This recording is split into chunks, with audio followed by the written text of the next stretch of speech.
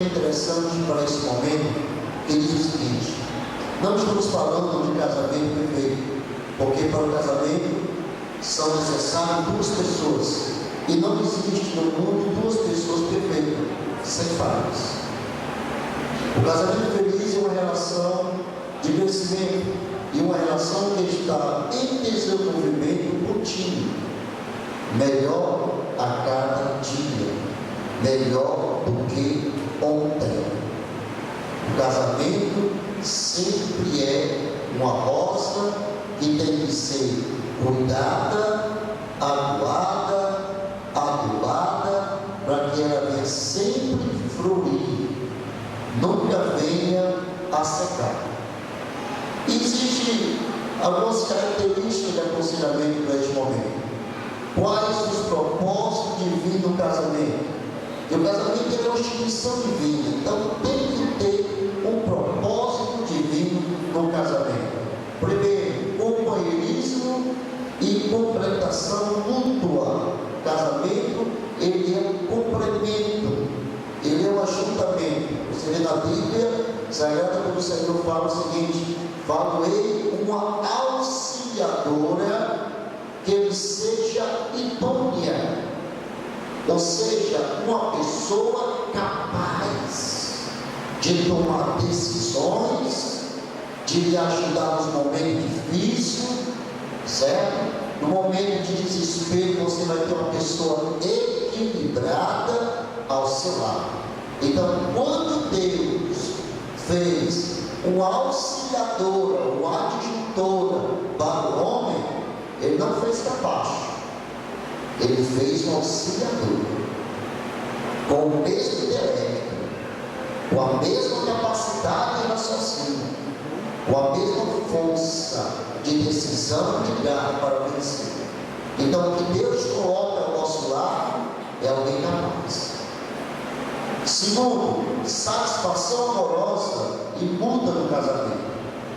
Tanto é que em Eclesiastes ele diz: goza a vida com a mulher que amas no dia da tua vida. Goza a vida com ela, desfruta, aproveita, saboreia este momento conjugal que Deus nos presenteia. Eu sempre digo, em cerimônias e também na congregação aonde nós somos supervisor, principalmente em culto de família, eu digo muito para os irmãos: você quer ver meu coração alegre? Eu procuro entre a multidão aquela que eu amo, a minha esposa. Meu coração se alegra ao vê-la.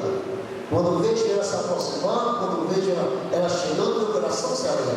Mas por que é isso? Porque é o mandamento de nós nos regozijarmos com a mulher da nossa mocidade, do nosso matrimônio. Terceiro, propagação do gênero humano. O Senhor diz: sejam fecundos. Hoje nós temos uma preocupação mundial em que as pessoas não querem mais ter filhos. Nós temos um caso na Rússia que o governo paga para as pessoas terem filhos. Outros já não querem. Mas o mandamento bíblico é que o homem se complete, que esta árvore venha dar fruto, para que ela possa a cada dia ter mais alegria dentro do seu lar. Tanto é que a Bíblia chama os filhos de fruto ou de raízes para um matrimônio mais feliz. Não quer dizer com isso que quem não tenha filho não seja feliz. Também do aconselhamento deste momento: Deus me guarda tal coisa, porque a Bíblia diz que a bênção do Senhor nos enriquece e não acrescenta dores. Então nós estamos abençoados por Deus. Quinto ponto, digo melhor nome: preservação da pureza moral na família e na sociedade. Cada um tem a sua própria esposa. Cada esposa tem o seu próprio marido. Isso se chama-se pureza moral. O Anderson foi feito para e bom está aqui, está concretizando. E a Érica foi feita para o Anderson. Eu tenho certeza, Anderson, que a Érica vai ver muitos homens mais lindos que você. É verdade. E não eu tenho que me preocupar jamais. Por quê? Porque existe um juramento diante de Deus, diante desta igreja, que ela vai daqui a pouco lhe prometer de lhe amar para sempre. Então, quando você vê essas coisas, você diga: não me preocupo, meu coração já tem nome dela também. No mesmo caso, a Érica o Anderson vai ver mulheres muito mais lindas do que a Érica, né? Na sua formosura. E quando a Érica vê de longe, não precisa se aferrar, o coração não precisa bater mais forte. Por quê? Porque ela tem que ter consciência que aquele homem é dela, é o seu esposo, é o seu amado, é aquele do qual houve um juramento perpétuo diante de Deus de amá-lo. Então não precisa se preocupar. Então hoje o juramento moral da sociedade está aqui no matrimônio. Então o homem, ele tem a sua esposa, como a esposa tem o seu marido. Isso é mandamento.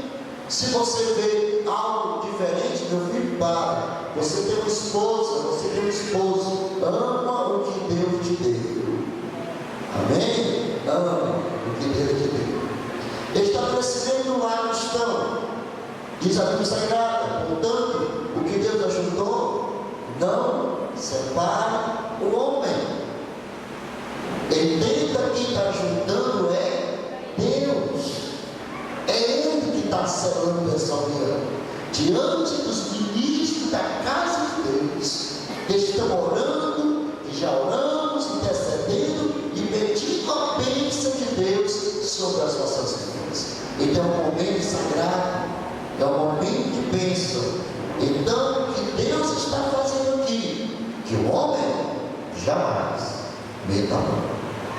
Amém? Jamais. Seja o seu meio de falar de Cristo, a sua igreja, o casamento é a base da sociedade e da igreja. Ela é a base. Você vê, o lar bem estruturado é uma sociedade bem estruturada, é uma igreja bem estruturada. Por quê? Porque o berço da família é o lar. E que jamais o nosso lar seja um ajuntamento de células. Jamais. Que o nosso lar seja uma casa de abrigo. Não. A nossa casa é o nosso lar. É o lugar do encontro, é o lugar do sorriso. É onde nós plantamos as bênçãos de Deus, plantamos o sorriso, plantamos a unidade, plantamos a paz. E quando isto sai nos corredores das ruas, as pessoas dizem: mas que criança feliz, mas que casal feliz, porque estão plantando, estão dentro do seu lar, aguando, adubando aquilo que Deus santificou. Não quero me alongar, mas me deixe trazer aqui algumas características para este momento. Característica para a fidelidade conjugal: piedade dos cônjuges diante de Deus, vida santificada. Casamento, ele tem que ser cristocêntrico. Casamento, ele tem que ser cristocêntrico. O Cristo, ele tem que estar em primeiro lugar nas atitudes, no relacionamento, nos projetos. Cristo não é o teu vizinho, é Cristo. Amém? Não é a fofoqueira, é Cristo. Ele está em primeiro lugar. Ah, é porque ele disser. Pergunta se já me disse. É ele que tem que estar no centro de vocês dois, para manter feliz. O amor pleno e mútuo. O amor não é a causa única da felicidade conjugal, mas é a principal. Uma esposa bem amada, muito dificilmente deixa de responder à altura do amor que recebe.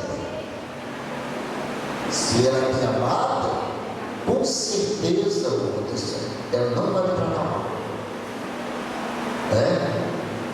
Algumas pessoas no decorrer do casamento mudam o nome das esposas e dos esposos. Vocês já perceberam? No começo é bem, querida, minha flor. Depois começa a dizer, lá vem a dona Cleide. E a esposa, por sua vez, diz, lá vem minha cruz. É verdade? Mas essas coisas não podem acontecer.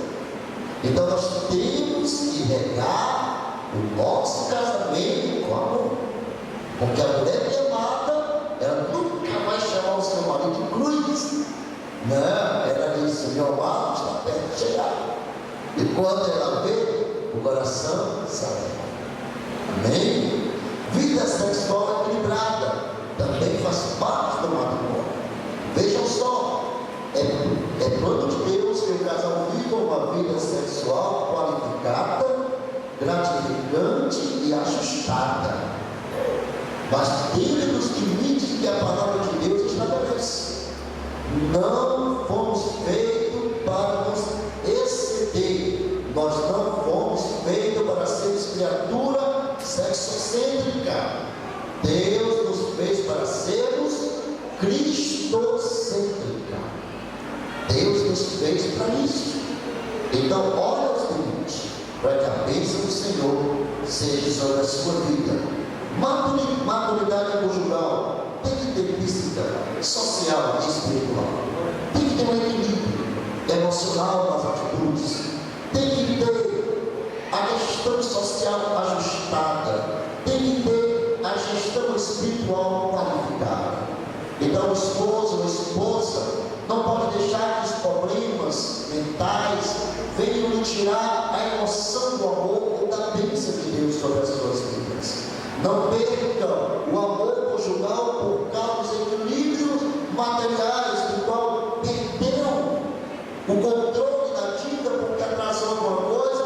Sentem, conversem, se orientem e não esqueçam de buscar a presença de Deus.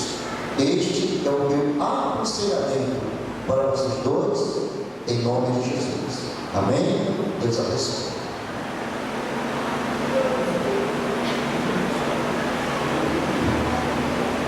Muito bem, meus amados, queremos agradecer a participação do pastor Gabriel Silão, futuro pastor dessa família, na igreja da Maísa, né?